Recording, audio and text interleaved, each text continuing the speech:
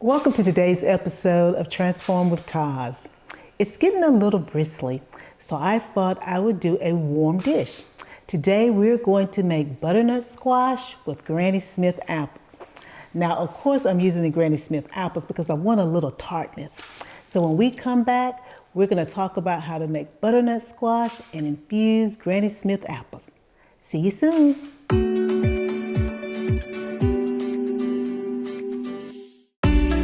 Dr. Teresa A. Smith, also known as Dr. Taz, Graves' disease and gastric sleeve surgery protein-focused home cook and talk show host, feeds your physical, mental, and spiritual body. Time to transform with Taz. We're back, and so we're going to talk about butternut squash. When I was growing up, I'd never heard of butternut squash. We had yellow squash and zucchini squash. Well, let me back that up. My mother never made zucchini squash. She only made yellow squash, and it was always squash and onions. But since I've been on my own, I realized there's a whole world of squash, and I like butternut squash. So what I have assembled here today, I've done some prep work this time. I've got first of all, we got to talk about my immersion blender.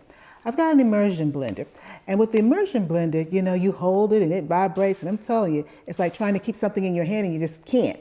But I use the immersion blender to blend up or puree our butternut squash. So this dish has butternut squash and it has Granny Smith apples. I used 3 Granny Smith apples. I'm sorry, I just had a chuckle come through me. Who is it? Snow White and the apples? No, not Snow White, Cinderella. No, not Cinderella. It's Snow White. It's Snow White. And the apple that was given to her by the witch. Well, Granny Smith apples do have a little bite, but you survive if you eat them. I had 3 Granny Smith apples, and I had about a pound of butternut squash. I combined them after I chopped everything up, peeled the apples, of course, and cored them, and then I put them in a pan.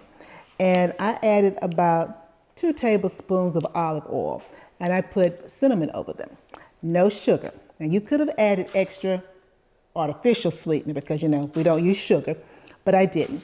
And I let them slowly roast on about 400 for about 30 minutes until they were nice and soft. Then during that time period, I wanted onions, and I wanted to caramelize onions. So I sliced up onions and I slowly caramelized them in maybe about a tablespoon of light margarine, slowly over the stove, stirring constantly. And I would add additional water to the skillet in order to make sure that they didn't stick. And as you can see, they're sort of brown. And I left this view out just so that you can see what caramelized onions look like. So once my onions were ready, and once the apples were ready and the butternut squash, I took everything out and I put it in a large pot, a large metal pot, because I was in fact using my immersion blender. To that pot, I added some light coconut milk. I added coconut milk. I added the whole can, okay? And I'll tell you that as I began to puree the mixture, it just didn't have the creaminess that I wanted. So what I did was I went back and I added 1/4 cup of my protein milk. I won't say the brand, but I added 1/4 cup of my protein milk because we're dealing with vegetables, and even though onions do have some protein, I wanted more protein. So I added that. And then I just added a smorgasbord of herbs from ginger. Yeah. Oh, I've got my list, so let me look down so I won't mislead you. Ginger, sage, I added a little salt, a little cayenne pepper, thyme. I did add about 1/2 teaspoon to a teaspoon of honey. And you can determine how much honey you want based upon how sweet you would like for your soup to be. I wanted this to still be a little savory. I also added a pinch of smoked paprika, and then a real pinch of nutmeg. Because when you invite nutmeg to the party, it wants to take over. And I did not want the nutmeg to take over. And so I pureed everything together, and then I let it simmer on the stove. So when we come back, I'm going to show you what the final results look like. Be back in a moment.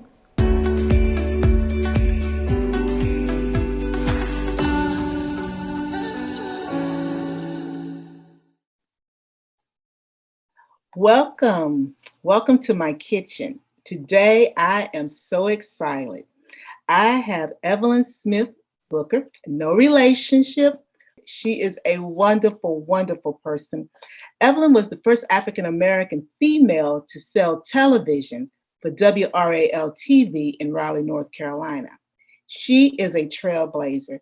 She has done a lot of firsts. And today we're going to talk a little bit about her first and also gain some of the leadership knowledge that I think that you will find very helpful as you continue to go down your path in life. Everybody has a path, and sometimes you need someone to light the path. And I think that Evelyn can help us to light our paths today. Evelyn, welcome to my kitchen. Thank you so much. It's a pleasure to be here. Well, Evelyn, I'm just going to go ahead and share your book here, A Winner in Spite of.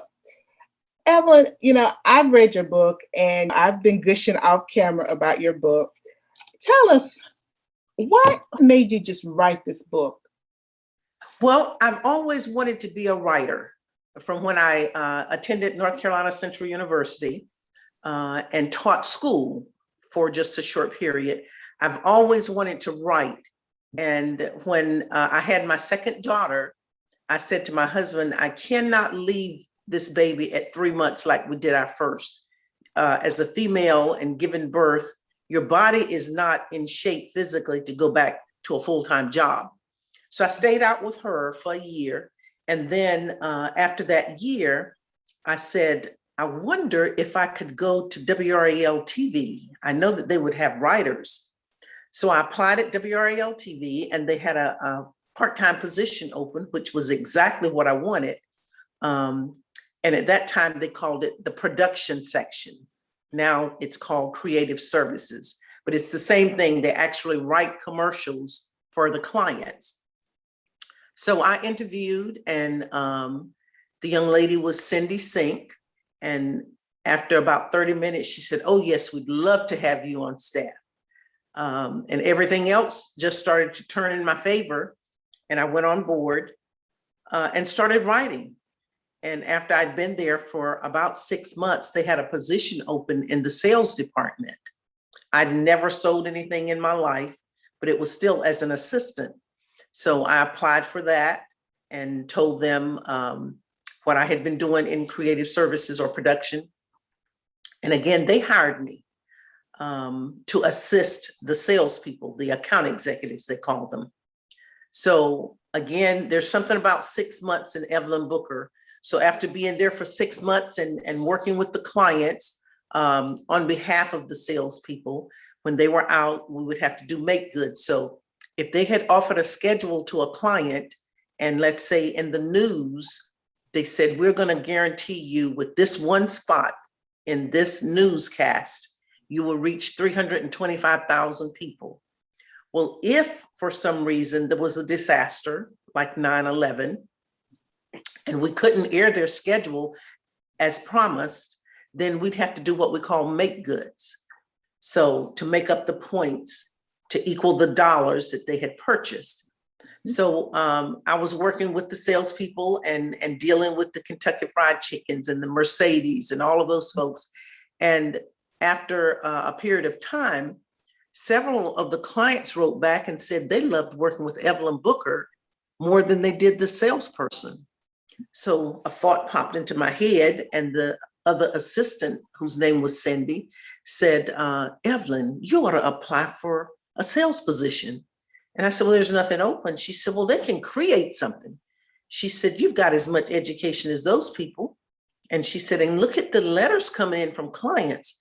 So I thought, let me just try this. And sure enough, I wrote management a note saying, listed are 10 reasons I could be and should be your next account executive. And as you well know, in every situation, somebody's being sold. Mm-hmm. So I sold them, and they created the position. And as they say, the rest is her story, history. Evelyn, I know that you have a degree in English from North Carolina Central. I can see how the English degree really helped you because you understood the mechanics of writing. So I think about how you were being positioned at such a young age to walk into the role of sales manager? Because when you retired, you were general sales manager. Yes. And now, for those who don't know what that means, explain what it means to be general sales manager for a TV station. What that means is you have a local team and a national team, and then a regional, which means the local people will deal with all of our clients on a local basis. You know, used to be Al Smith, Buick, Dodge, Mazda of the world. Any local client.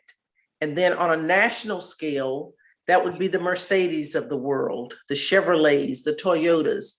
And then a regional would be somebody like Kentucky Fried Chicken, who has, you know, several locations, or Chick-fil-A now. You know, they're on the rise. Chick-fil-A's in certain regions.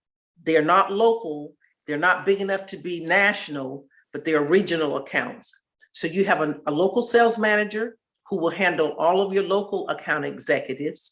And you can have anywhere from 5 to 10 to 15, depending on your staff.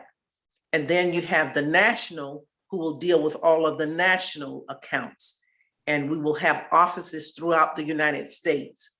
So I would make trips to New York and Atlanta and LA and San Francisco, Boston, all around DC. And the way they rank the markets would be according to the number of television households in that market. So Raleigh-Durham, for instance, where we sat at that time, was the 32nd largest market in the country. The number one largest market would be New York. The second would be LA. The third would be Washington, DC.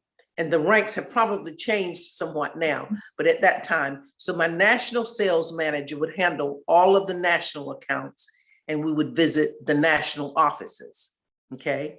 As opposed to the local sales manager dealt with all of the local clients and all of the account executives. In addition to that, you would have a traffic department, and those people would actually, once a schedule is sold, you come back, enter it into your system, your computer system, and then a traffic department will log all of the commercials. So if you're watching television, you might see 2 30-second commercials and then a 10. And then you might see a 60-second commercial and 2 15s. So it's sold in increments. And the traffic department would log everybody's commercial, both local and national. And to give you for instance, when we sell the Super Bowl, okay, the national people will get 13 of those, and then our local team will get 13. It was split evenly. Okay. Now, everything is based on supply and demand. So the more people that watch a particular program, the more we can afford to charge. So on a national scale, you can get $3 million for a 30-second commercial. And on the local side, a 30-second commercial in that same Super Bowl would go for 100,000. Okay? Because on the national level, and they had what they call road blocking. So you might turn to ABC and you'll see a Toyota commercial. You flip real quickly to NBC, you'll see that same Toyota commercial. You switch to ABC, all of them are running it at the same time. That means they're road blocking, which means they're getting as many eyeballs to see that commercial at the same time, because that will have more of an impact. And for the human being, it takes 3 times to see that same commercial to move them to action. So if you're looking for a new car and you see that commercial on ABC, CBS, NBC, at the same time, that's gotten their reach. You know, we have what we call reach and frequency. You've gotten the reach that you need. And guess what? If that person is in need of a new car and Toyota is the last thing that they saw, they're going to, in all probability, if they like that line, get that kind of car. Once you made the transition, you had months where your sales department generated $1 million worth of advertisements? 1 month, yes. Okay. Yes. So yeah, that was a big deal when we had that first $1 million month. Now, I want to kind of walk us through some of the nuggets that you talked about. The first thing I want to talk about is this idea of shifting perspective from I got to I get to. Mm-hmm. I got to embracing I get to. Talk a little bit about what that means. Well, I heard this motivational speaker, and in fact, I brought him in to address my team. We would have a one-day session where everybody had to write what they were going to contribute to the team for that year, and more specifically for that quarter. So I had this motivational speaker come in, and he was international, but he lived here in Raleigh. So I was able to negotiate the price because, we're not paying what those people overseas would pay for him. But he talked, and that's how he began his motivational speech that day. He said he'd been flying and had come in, couldn't wait to see his wife and 2 beautiful children. And they met him at the airport. And as soon as he landed, he gave them hugs and kisses. They were excited to see Dad. And his wife, as soon as he got in the car, the first thing she said, "Now, John, today at 12 noon, little John has baseball practice. And at 4, Anna has piano lessons. So you've got to take them to both because I already have things scheduled." And he sat there and thought, now my excitement to seeing my beautiful wife and my lovely kids, that's almost an obligation. Mm-hmm. I don't have a choice.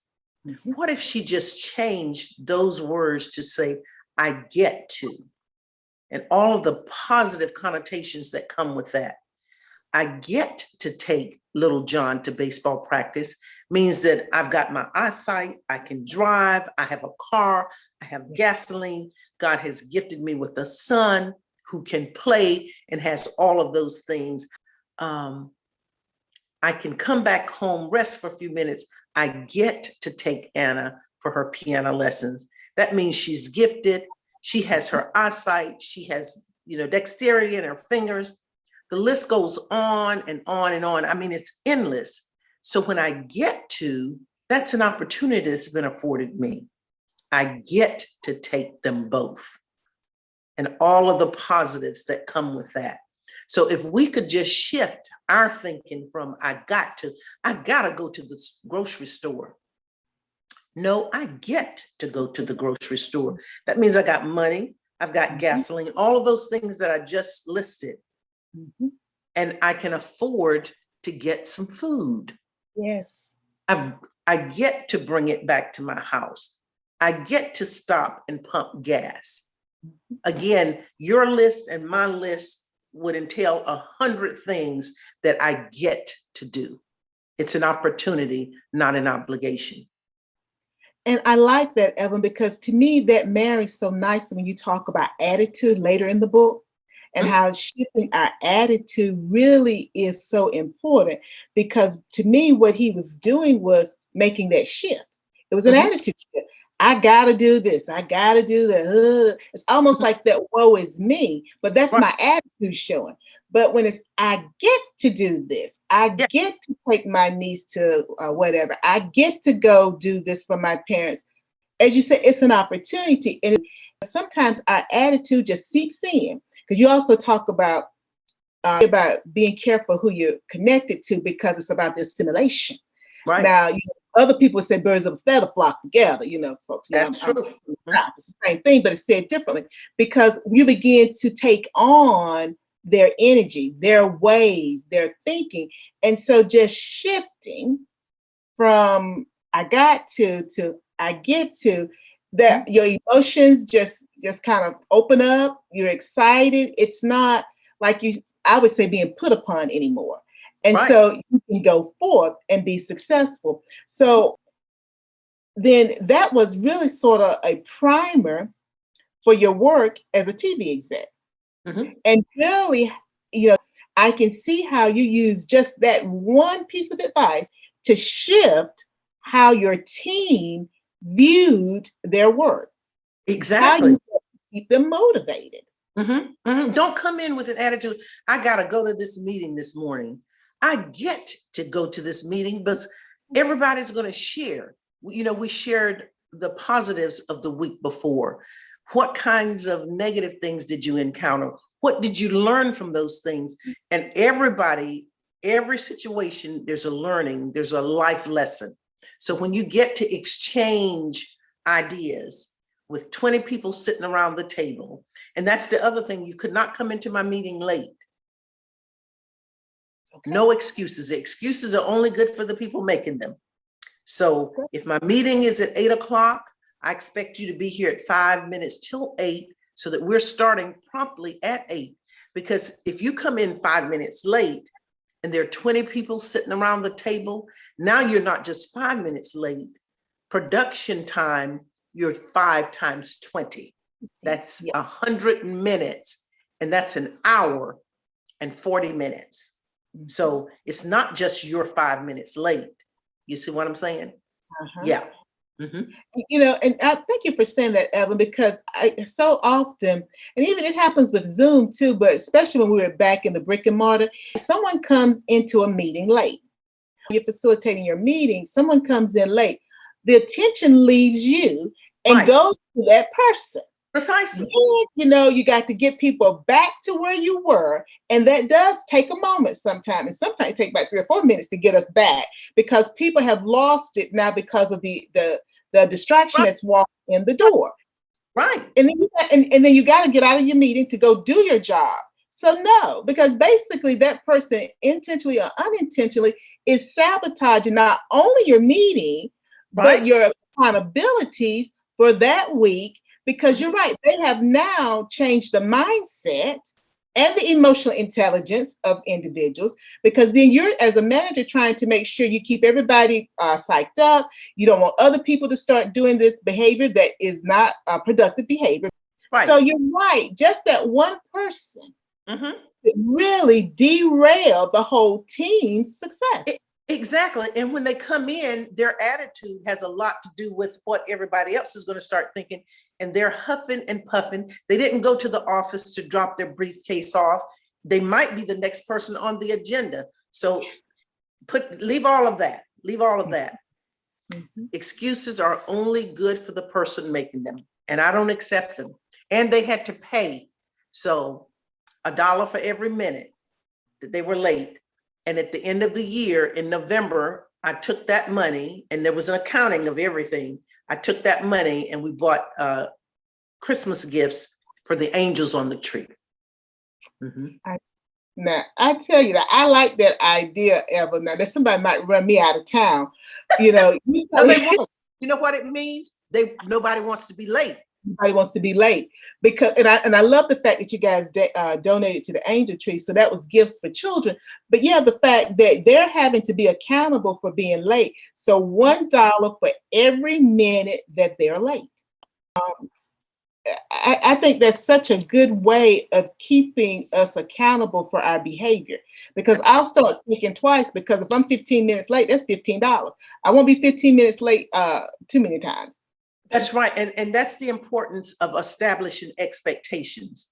You have to establish expectations in order to manage those expectations. One of the things that you talk about in the book is choice, and the fact that it's a powerful tool. And I look at the choices that you made. It seems like every choice that you made, it was the right choice. It continued to propel you to becoming a general sales manager. But as you were making those choices, did you feel that the goals, your short-term and long-term goals, were too big to be achieved? No, nothing is too big. You have to always reach for the stars, and never, ever, ever limit yourself.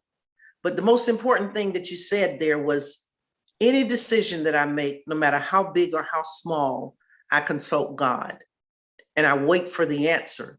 In fact, when I wrote this book, the section on 30 years in television, I actually called the attorney, the corporate attorney, and sent that chapter to them for them to read, to make sure, because I pulled some things from their website to make sure that I documented everything correctly. Because, you know, documentation beats conversation any day. And I like to have things in writing. You know, the old folks say to cover your, you know. Yes. Mm-hmm. So when I sent it to her, she immediately read it and called me back and said, "This is incredible. Do you mind if I share it with Mr. Goodman, who's the president and CEO at that time?"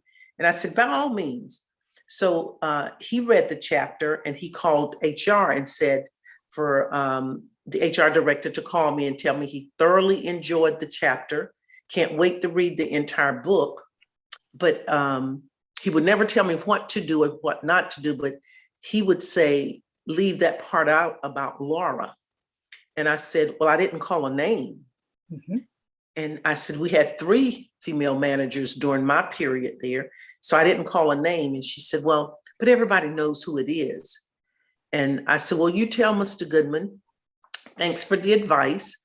But I have to pray about everything before I make a decision. And I'll let him know if I'm going to leave it in or take it out. Because there were 3 incidents in there. And so I called Angie back and I said, you can let Mr. Goodman know I've prayed about it. And my answer is, I'm going to leave that in.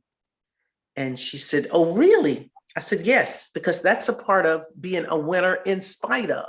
Yes. That's a huge part of it. And, you know, having read it, it would detract from your story, because your story, and, you know, I jumped in at sort of the end, at the beginning end, but your story is so fascinating. As you said, if God is for me, who in the world can be against me? I want to backtrack a little bit, Evelyn, because your birth, your birth says, for me as a person of faith, that God has been with you, and he's been with all of us. He's always been with us, guys. But her birth is a true illustration of how God is with us, even when we don't understand it. But don't tell them everything, because I want them to get the book, but just tell them a little bit about your birth, just a little bit. Yes, my daddy would tease us and say, on the day that I was born, our cow had a calf, Motley had puppies, the cat had kittens, the sow had pigs. Everything that could be born on June 23rd was born that day. But on a serious note, the day I was born, 3 days later, I slipped into what the doctors referred to as a coma. And I didn't eat, didn't drink, didn't do anything for 3 days. And my mom was very weak. So my dad and my oldest sister, Esther, would take me back and forth to the doctor every day. And the doctor finally said, just take her home. There's nothing we can do for her. We've never seen anything like this, where the baby is not moving, not doing anything, but I was breathing. That was the only thing I was doing. So they took me back home, and my mom said, Roland, who's my dad, let's just call Reverend Flowers. And he was our pastor. So they called Reverend Flowers, and he lived in Longwood, which was about 20 minutes away. So Reverend Flowers came and he prayed. He had my entire family hold hands and put a little circle around my mom, who was holding me. And he prayed, but he said a powerful prayer and said that we're all touching and agreeing and standing as intercessors on Evelyn's behalf. And then he prayed the rest of his prayer and left us. And he said to my mom and dad and my siblings, by the time I get to the church, Seven Creeks Church, which is right down the road from us, your baby will be awake and doing everything that a baby is supposed to do. So he laid hands on me, prayed. And as he was backing out of our driveway, which was a long driveway, I woke up, started crying, screaming to the top of my voice, started nursing my mom, and everything else started working perfectly. So he was what they call a prophet with healing hands. And my mom said that because of that, God brought me back as one of his earthly angels. So there you have it. Well, I'm going to agree with your mom, and I'm going to read um, a portion of your book. Mhm. Uh, this is the letter that I'm going to get you to pronounce her name, Aolani, Alana? Alani. Uh-huh. Alani. Alani wrote for your retirement, and this is from March 24th, 2011, guys. Even though Jackie Robinson may have smashed cultural barriers to play for the Brooklyn Dodgers, he had nothing on you. Evelyn, just like Jackie's sacrifice paved the way for young baseball players, you have opened doors and supported so many of us in this room. Arthur Ashe, even with all his Grand Slam titles, his singles win at Wimbledon, the US and Australian Opens, still has nothing on you. You are the best at what you do, and you won't quit until you know how to find that report or drop a photo into something you are working on. To be successful in sales, you have said it requires tact and skill, much like tennis and golf. Evelyn, I'll use that to set up my next question. Mhm. You know, your book has got so much in it, and there's so much I want to talk about. You'll have to come back another time. Okay. Um, but if you, and I got to say this too, guys, when I say this so much, Evelyn and her sister integrated the Columbus County school systems. Nakina, I'm probably mispronouncing it, at high school. Mhm. And Evelyn was 14 at the time. So when I talk about her book having a wealth of knowledge and wisdom and nuggets to help you along your path, I'm not just saying that. We could sit for 2 or 3 hours in the kitchen sipping iced tea or lemonade. But I read the portion of her letter, and I think about those young people, those young professionals, those who are changing careers, who want a career in sales. Mhm. If you could give them two pieces of advice to get them started down this path to being a sales exec, what two pieces of advice would you give them?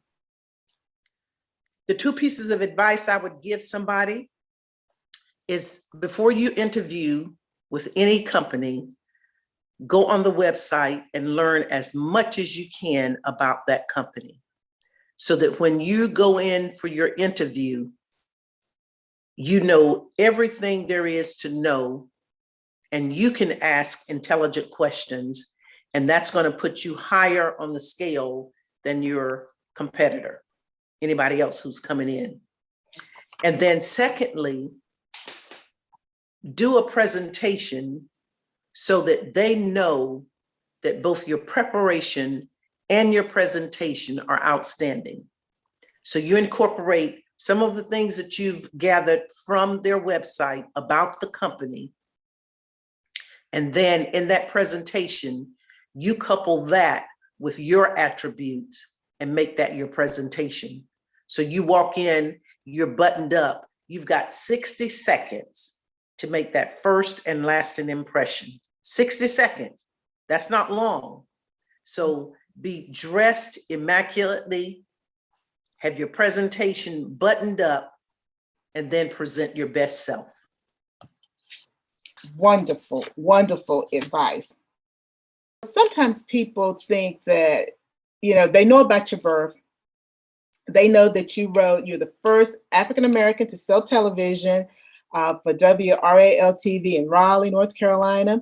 Then you became general sales manager for Fox 50 TV. They know you're $1 million person, money generating money team. Several months where you generated $1 million. They know about your birth, and they think, oh, that was the only bump in the road.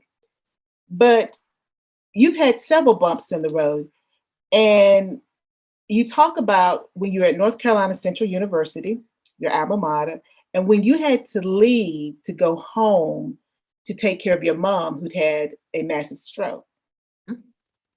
Just for the audience who may be experiencing some adversity, I know you graduated on time. Mhm. But you talk about the lessons that you learn. Everything is a lesson. There's a lesson there. You've got to find the lesson. I know, having read the book and looking at the pictures of your family, the connection that you have with your family, and your mom who birthed you, and then you didn't respond for that length of time. For you to be able to go back years later and take care of her in her time of need, Mhm. what did that mean to you as a daughter? It really was priceless. I mean, you can't put a price tag on that. And the doctors were in awe at the severe stroke that she had. And with my taking care of her, she was a beautiful, beautiful human being, first of all, inside and out. And she had gorgeous hair. So she would love for me, after she had been lying down, to massage her scalp and to shampoo her hair. So there were little things that I could do for her. But to answer your question, there's no better feeling in the world than to be able to give back to the person who gave birth to you.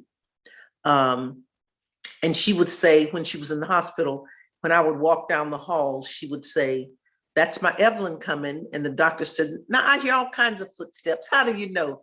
She said, "Give her a second." And then when I'd pop in the door, "I told you that was my Evelyn." So we really did have a connection that's unbelievable. But I was taking her for her physical therapy and giving her her baths and washing clothes. I was taking care of the whole household at 18 years old. But to give back to her, to pour back into her all of the things that she poured into us,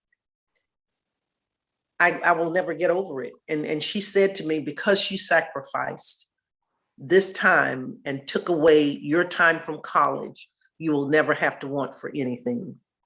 And I tell you, I've never had to want for anything. So her words ring true so often.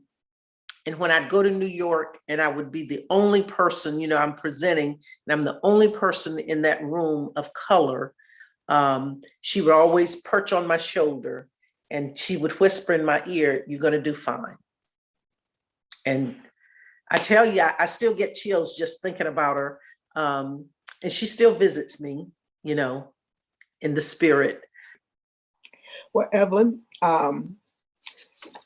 it's when I read that, this is a crying show for those people. I've cried with other people and people have cried with me. This is a crying show because we're talking about life, and we all struggle with something. And most times, you don't see us with our slips showing. That's a private joke. And I'll probably bring the person on one day that will help you to understand what that means.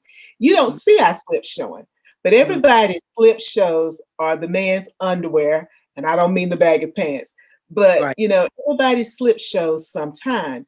And when I read that, and I think about, she said, "You'll never want for anything." And there are things in the back of the book, guys, that you'll see she didn't want for nothing. But when I think about your ability to put aside your desire to be at college and to be there with your classmates Mhm. and to go back home, because your brothers tell you, we need you to come home because we didn't have home health at that time, guys. Right, right. And your ability to, excuse me, put that aside and go back and take care of your mother. And as you said, you really took care of the whole household at that time. And then to see her come back, get her health back, and then you go back to college, Mhm. work hard, graduate with your class. So that means, guys, she made up that time. She was Yes. gone and Mhm. she went back and made that time up and still graduated with her class, met the love of her life. And as she said, the rest is her story. So you got to read the book. The rest is her story. I just couldn't think of a better way of ending our time together because, Evelyn, your life, a winner in spite of, a winner in spite of. There's so many things that you've overcome, but you still have a servant heart. You're a kind spirit. You're sincere. You had everything in your DNA And I'm going to say, oh, Jesus. Oh, I call him the black man from Galilee. Those who know me, they know that's what I call Jesus. I'm going to hazard to say that during those 3 days when you were asleep, he was refining your DNA because you woke up. And when you woke up, you have embodied Christianity, you've embodied being a good person, and you've dropped seeds all along the way and helped so many people.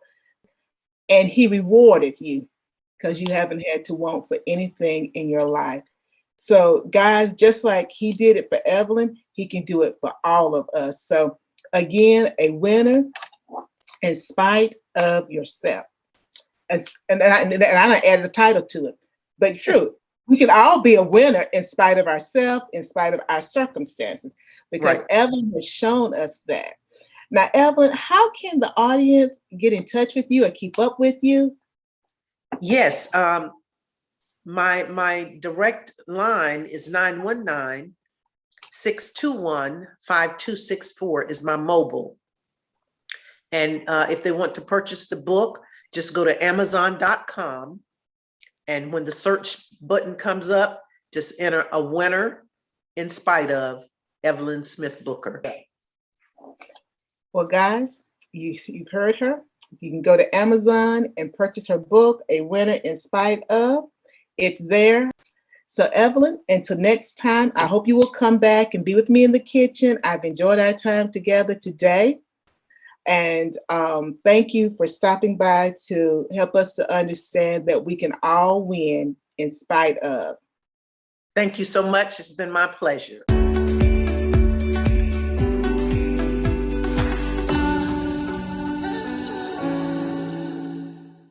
Hi, we're back. I've got the butternut squash with the Granny Smith apples, and I'm going to show you guys what it looks like. Now, it's a little steamy. Hope you can see it. And as you can see, it has been pureed. I tell you, I was thinking about you as I was finishing this dish. And I was talking about all the spices that I put in there. And as I worked on this dish, I played with a lot of spices. And I could hear myself struggling to say paprika and struggling to say nutmeg. So, I had to come back, as my mother would say, and redeem yourself. Trying to redeem myself. But sometimes you just stumble over words, and that's okay. I can hear the cameraman saying, would you put more of the soup in there, please, Dr. TAS? So let me put a little more so that you guys can actually see it. It smells wonderful. It smells absolutely wonderful. And I cannot wait to taste it. What I decided I was going to do was to garnish this soup with some toasted walnuts. So in my container are some toasted walnuts, and I'm just going to sprinkle them over. And I toasted them because when you toast the walnuts, I don't know if you can see some of the little darker flakes where you can see that I actually toasted them. When you toast the walnuts, it makes them crunchier. And because this is a pureed soup, I wanted to have a texture component to it. So here goes.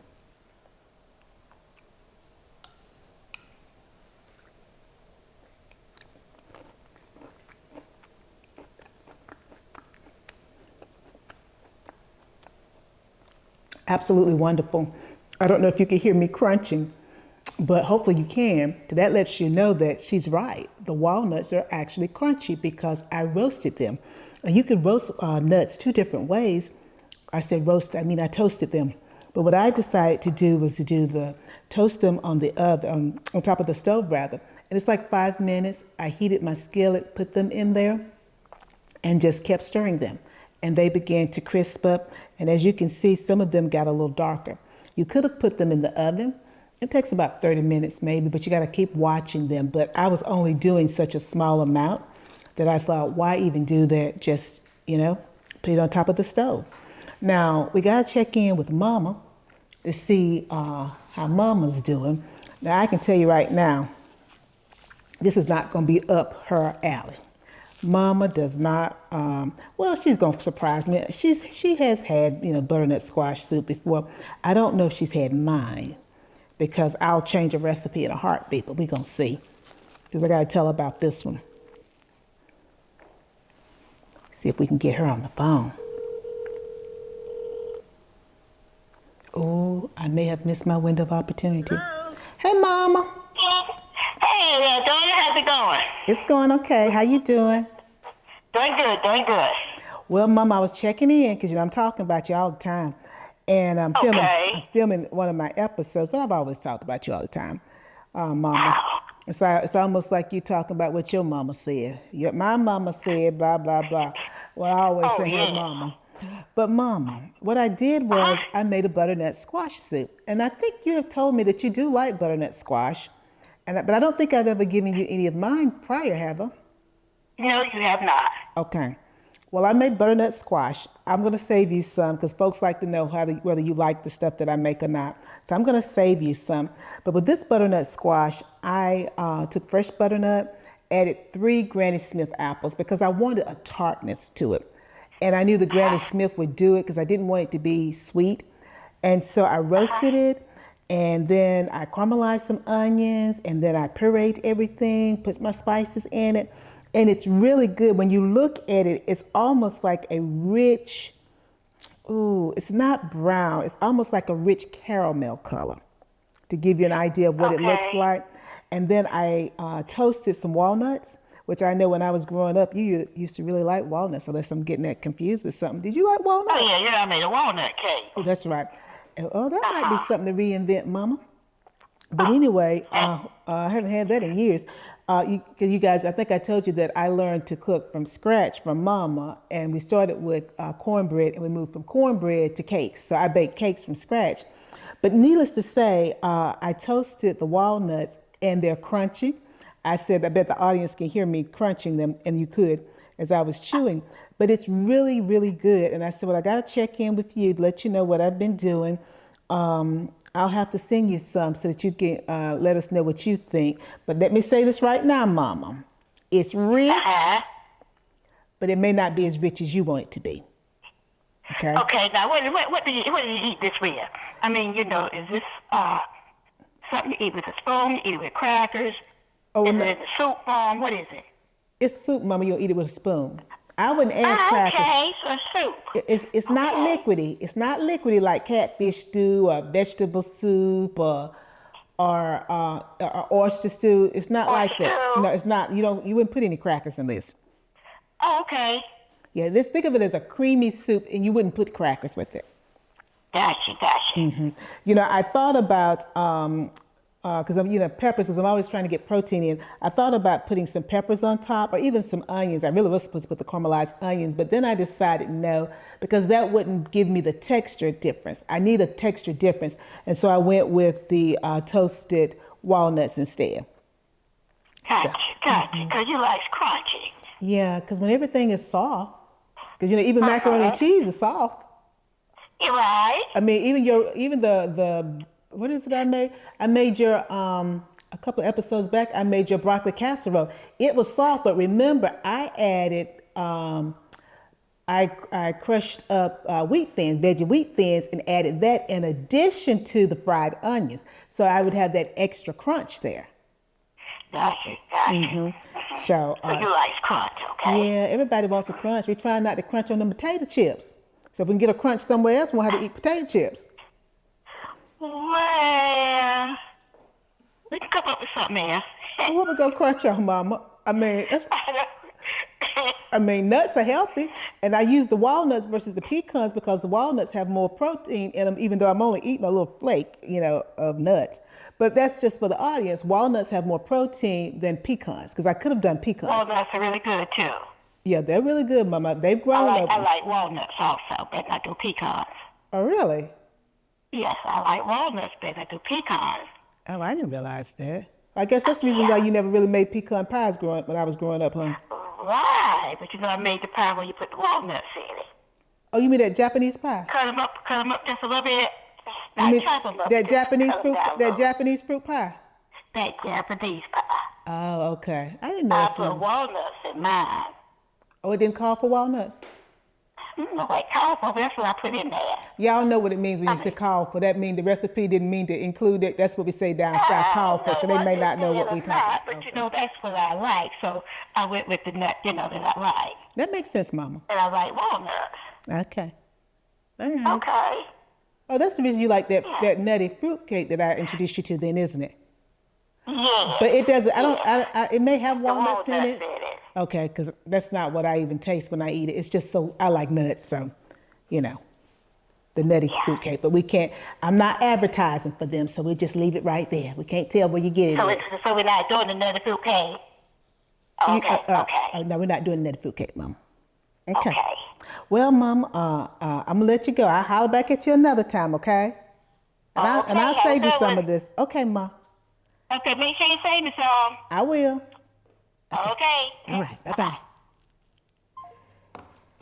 As you can see, Mama likes walnuts, so thank God I chose walnuts instead of pecans, even though she's not here to taste. But this is really, really tasty.